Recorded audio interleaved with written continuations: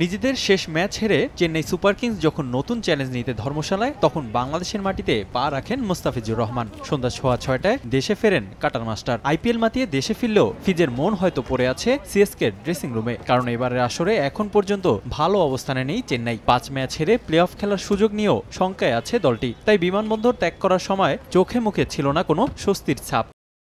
তবে আইপিএল ইতিহাসে এবারের আসরটাকে বলা যায় মুস্তাফিজের ক্যারিয়ারের সেরা অধ্যায়। যদিও আসরে নিজের শেষ বোলিং স্পেল রাঙাতে পারেনি মুস্তা। 4 ওভার বল করে পাঞ্জাবের বিপক্ষে একটি মেইডেন সহ 22 রান দিলেও পাননি কোনো উইকেটের দেখা। তবুও চেন্নাই সুপার কিংসের হয়ে 9 ইনিংসে 14 উইকেট তুলে নিয়ে সর্বোচ্চ উইকেট শিকারের তালিকায় এখনও টিকে আছে কাটার মাস্টার।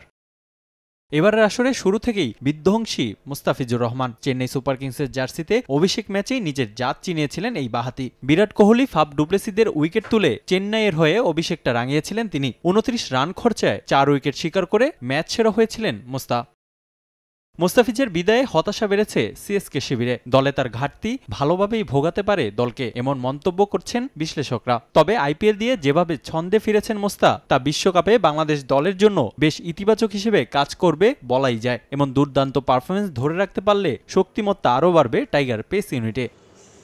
জিম্বাবুয়ের বিপক্ষে চট্টগ্রাম পর্বে দেখা যাবে না মুস্তাফিজকে, তবে ঢাকা পর্বের শেষ 2 ম্যাচে একাদশে দেখা যেতে পারে কাটার মাস্টারকে।